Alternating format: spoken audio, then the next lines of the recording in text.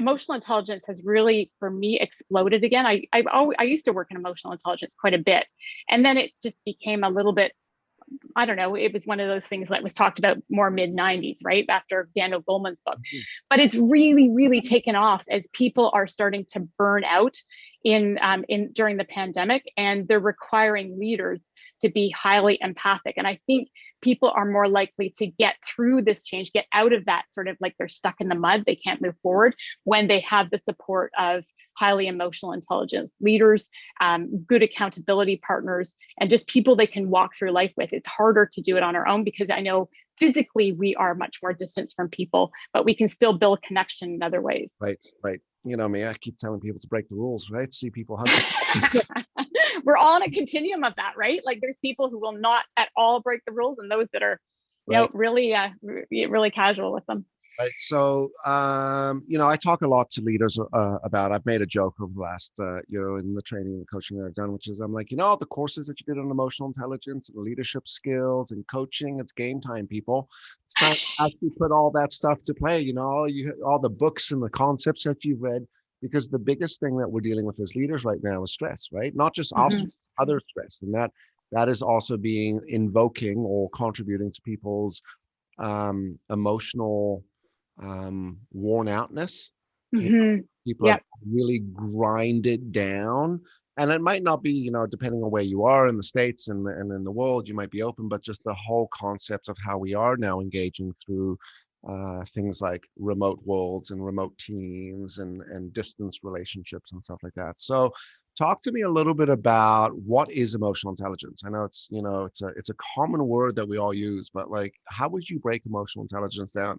What are some of the things that go into being emotionally intelligent? Yeah, well, I think it starts with self-awareness, a real ability to be able to reflect on your own emotions and be aware of that, and then communicate that outward, and then match other people's emotions, right? The big part of it is empathy, that ability to meet people where they're at without judgment and validate, just sitting with them and their emotions.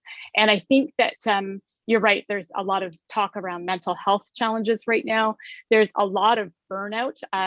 Just following Harvard Business Review, there are so many articles on burnout right now, which I don't remember reading so frequently previously.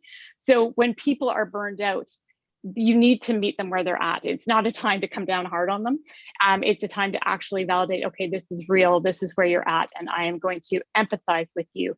It also helps then for leaders then to make decisions around recognizing that burnout. So, it's one of those things where letting them go off Zoom or off camera a little bit so they can stretch and be themselves, or, put it in AirPods and let's do it old school and talk on cell phones for our meetings. Just anything that can really help to validate, okay, this is hard for you and let's do things differently.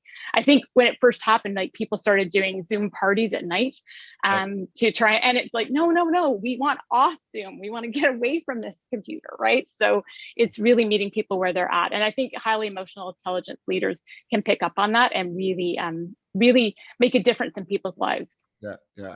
You mentioned Daniel Goleman before, which is like the godfather of emotional intelligence. I talk a lot about emotional intelligence and self-awareness being one of the most important aspects of emotional intelligence.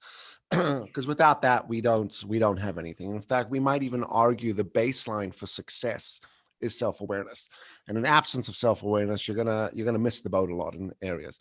We also talk a lot about self-awareness is not an easy pill to swallow sometimes, right? Like we have to acknowledge where we are dysfunctional and we are a little bit messed up and we might not be playing so well and we might need to do some work, right? In regards, you talked about mirroring someone else's emotions, being and validating them. Sometimes through self-awareness, we need to look in that mirror and really acknowledge what is there and what is not there, right?